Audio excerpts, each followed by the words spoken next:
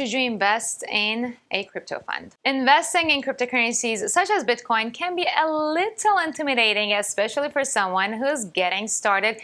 And unfortunately, many newbies end up falling for scams, the likes of which you may be seeing in the comment section of this video. So many investors wonder whether it's best to invest in a cryptocurrency fund or perhaps an ETF instead, so they don't have to deal with all the preparations that comes with smart cryptocurrency investing, like getting a crypto wallet or timing the crypto market. My guest today is Kyle Woodley, Senior Investing Editor at Kiplinger.com, and then ETF enthusiast, back on the show to walk us through his thoughts on crypto funds, how they are different than a traditional ETF, and who should consider adding them to their portfolio in 2021. It's like you can actually buy, for instance, in theory, Bitcoin at say a 10%, 20% discount, but also in theory, you could buy it for a 10% or 20% premium. You, in theory, could buy into it. Bitcoin could go up, but if this thing just starts trading at like less of a premium and eventually a discount, you might not actually realize any gains in Bitcoin. Once we get a Bitcoin ETF, that's probably going to trade much more faithfully to the price of Bitcoin, and thus is going to be sort of a more, I guess we'll say, trustworthy instrument for buying Bitcoin if that's the only way that you have available.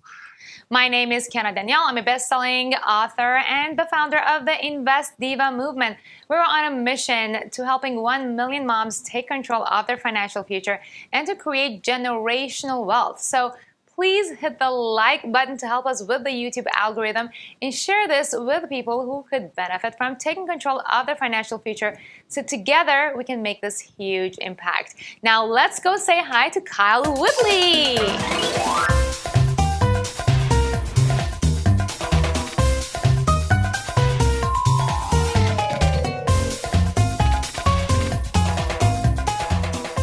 Welcome back, Kyle, to the Invest Diva movement. We have another burning question for you from our Accelerator members. They've been bringing up all these questions, and you've been just so awesome answering all of them. And we decided to make this into an actual video because on YouTube, people were maybe also asking, should you invest in a crypto fund or an ETF or a Bitcoin fund? There are so many misconceptions about funds and cryptocurrencies, and who better to ask than Kyle Woodley, because he's just an ETF enthusiast. So Kyle, welcome back. It's great to be back.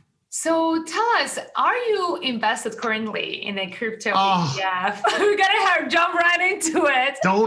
Please don't even air this now. No, I don't want to confess it. So I do, okay. In fact, I am long. No, I'm joking. I'm just hamming it up for this.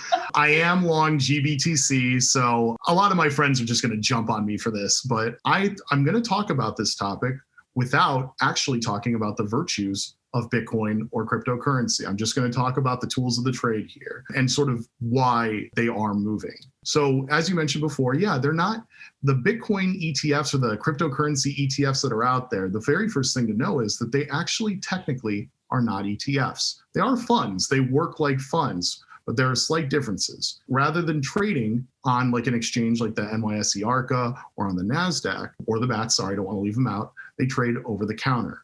Importantly, they're trusts, okay?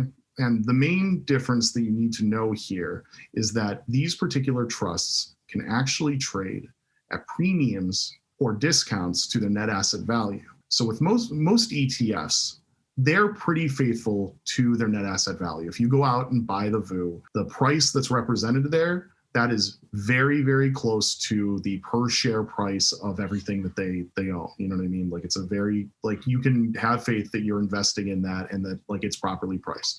But these funds, they can actually go at like extreme discounts. Like you can actually buy, for instance, in theory, Bitcoin at say a 10%, 20% discount. But also in theory, you could buy it for a 10% or 20% premium. So you'd pay $1.20 for $1 worth of Bitcoin. And in fact, with the Grayscale Bitcoin Trust, GBTC, what again, when I'm long, so with much embarrassment, I'm a horrible person. I'm investing in cryptocurrencies.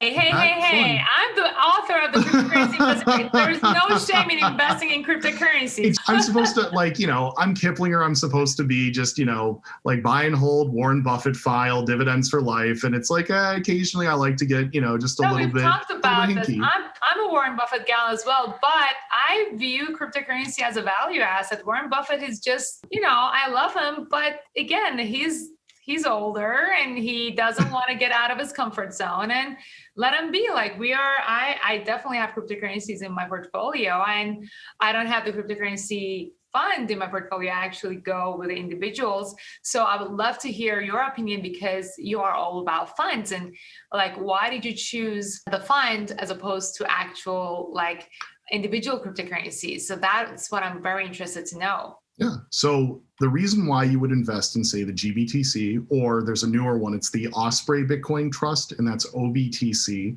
And for what it's worth, there's also an Ethereum one, Grayscale Ethereum Trust, and that's ETHE, is that, let's say you don't want to go to the trouble of opening a digital wallet. So a digital wallet is what you need to be able to invest in cryptocurrency. And you have to do it like, basically like at a place like Coinbase or something like that. And frankly, I don't want the complexity of having a bunch of different accounts around. My only account that I deal with, aside from my 401k, is my IRA. And that's it. I just want to keep it simple. And so my option at the time was Grayscale Bitcoin Trust. Literally, it was because it was there. It's not perfect, but it was there, and it has appreciated along with Bitcoin. The danger, of course, is again in sort of this premium and discount thing. In theory, because you could say buy at a very high premium, you in theory could buy into it. Bitcoin could go up, but if this thing just starts trading at like less of a premium and eventually a discount, you might not actually realize any gains in Bitcoin.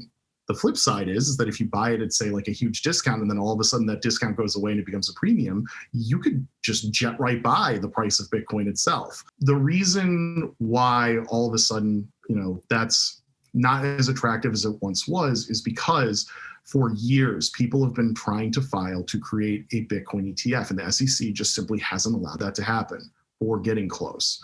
Canada recently approved, I believe, 2 Bitcoin ETFs. I know they did one. I think they might have let 2 through at least. But once that happened, like everybody sort of said the clock was running. You know what I mean? Like this is going to happen soon. Once we get a Bitcoin ETF, that's probably going to trade much more faithfully to the price of Bitcoin, and thus is going to be sort of a more, I guess we'll say, trustworthy instrument for buying Bitcoin if that's the only way that you have available. And so GBTC, for most of its life, is actually traded at a premium, at a very big premium, because people were really excited to buy Bitcoin in any way that they could. But lately, that has actually turned into a discount. And I think that part of that is out of fear that, like, when the SEC approves a Bitcoin ETF, that like people are just going to storm out of there. They're going to get out of these trusts because like these aren't nearly as good as the ETF product. So as far as whether you should or not, I think part of that is just timing, which is to say, like, should you invest in it right now? And the answer is there are so many uncertainties with what could happen to these trusts once an ETF is created. I mean, that alone, whether or not you even believe in cryptocurrency, that alone might actually be a deterrent. Once the SEC approves an ETF, however, that literally becomes, if you believe in cryptocurrency, then that is probably a pretty good way of doing it. There, of course, are reasons why you necessarily wouldn't. I mean, there are some people that really like hold, faithful to the idea that like, cryptocurrency is a thing. Like it's not just that you want to invest in it, but you actually want to hold it because you believe it will become the currency and you'll actually want to go out and spend it. But if you simply believe in this as a trend, which I do, then that's a good reason to say get into a Bitcoin, fund. One of the things that's lifting Bitcoin that I think is, completely legitimate, why I sit here and go, this is a good investment, is that there's so much institutional money starting to pour into it. There's just so much interest in it. Like, not only is there money pouring into it, but there's so many other institutions that want to get into it and have telegraphed that interest in it.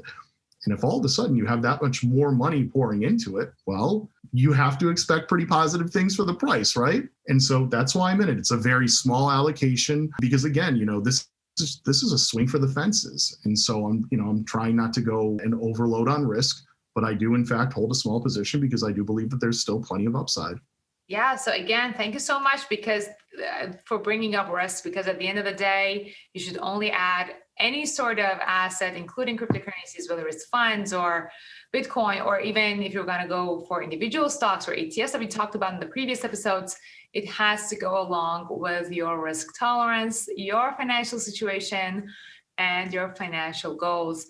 Thank you so much, Kyle, for explaining this. And I'm sure a lot of people who are completely intimidated by the thought of cryptocurrencies and that they have to go and get a wallet and they have to have, like, it's a little bit more complicated for sure than just going and buying a stock on Robinhood or on TD Ameritrade. You cannot even buy and actually hold cryptocurrencies on Robinhood. You can just position trade them. So there are so many nuances that a lot of people are like, okay, I'm just going to go and buy an ETF. And then they would go and search crypto ETF on Google and they wouldn't even know that it's different than a trust and it's not an actual ETF. So I think this was incredibly valuable. Again, thank you so much, Kyle, for being back on the show.